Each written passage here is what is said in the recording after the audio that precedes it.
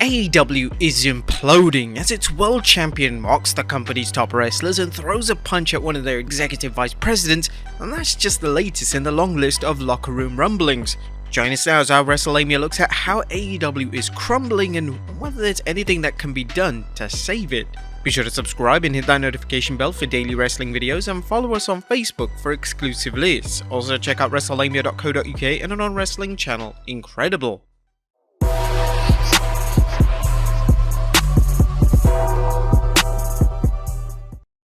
First, let's look at the media scrum shoot. CM Punk was speaking at All Out's media scrum when he was asked about his former friend Colt Cabana and Cabana working in AEW.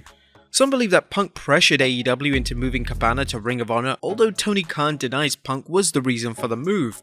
And in case you haven't heard, wrestler Hangman Adam Page had heat with Punk, with some or all of this heat stemming from the allegations Punk pressured AEW into moving Cabana to Ring of Honor. Page reportedly went into business for himself by questioning Punk's loyalty to AEW in the locker room during a pre-match promo. This in turn led to Punk calling Page out during a live interview, despite Punk knowing that no such segment was scheduled and that Page would not respond. Here are some of the highlights from Punk's response to the Cabana question, a response which opened up the proverbial can of worms. The fact that I have to sit up here because we have irresponsible people who call themselves EVPs and couldn't effing manage a target, and they spread lies and bullshit and put it to the media that I got someone fired when I have F all to do with him, want nothing to do with him, do not care where he works, where he doesn't work, where he eats, where he sleeps. And the fact that I have to get up here and do this in 2022 is embarrassing. And if you're at fault, F you. If you're not, I apologize. Punk was far from finished, and this time he directed his disdain to Hangman Adam Page. What did I ever do in this world to deserve an empty-headed dumb F like Hangman Adam Page to go out on national television and effing go into business for himself? For what? What did I do? What did I ever do?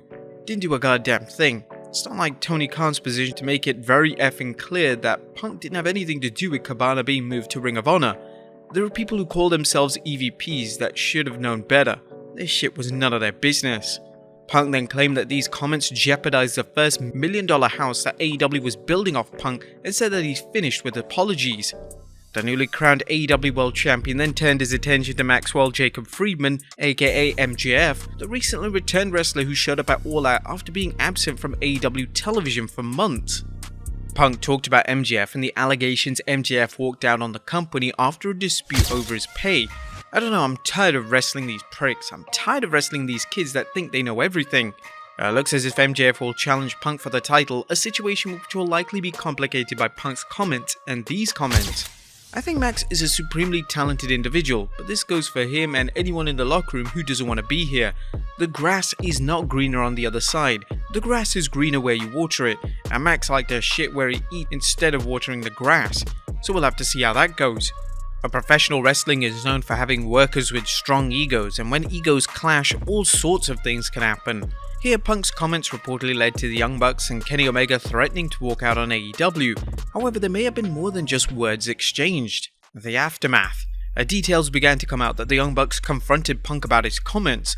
According to the Wrestling Observer, Figure 4 Online's Josh Nason, according to multiple sources that lined up with some of Fightful's reporting, there was a backstage fight afterward, with Punk allegedly starting things up by swinging fists at the Bucks' Matt Jackson.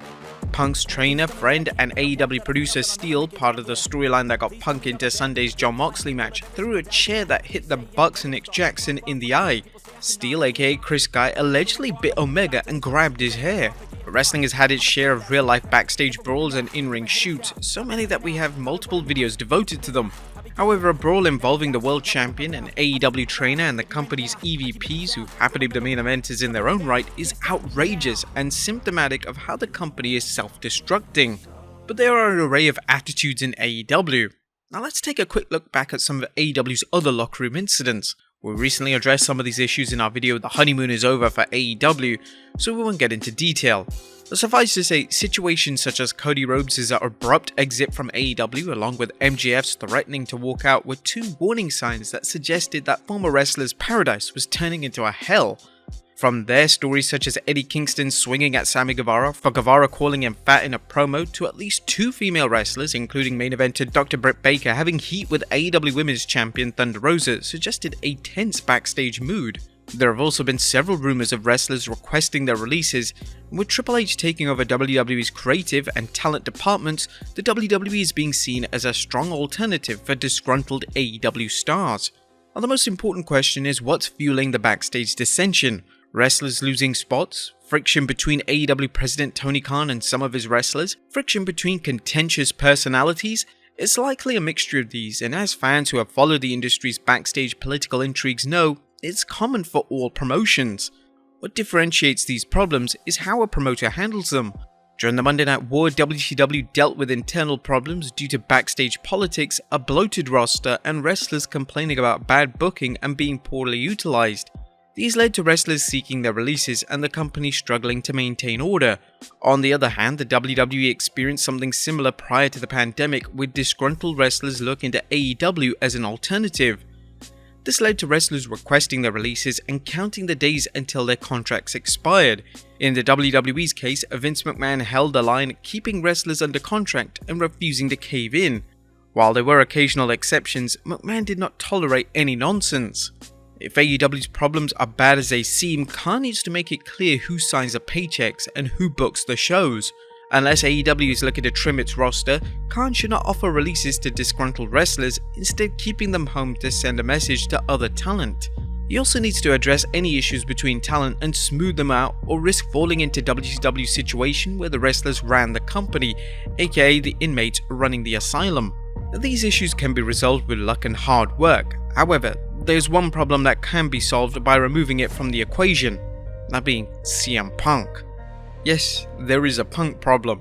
While AEW's crowded locker room and lack of television time for wrestlers is likely contributing to its awful attitudes, there currently seems to be one big problem: CM Punk.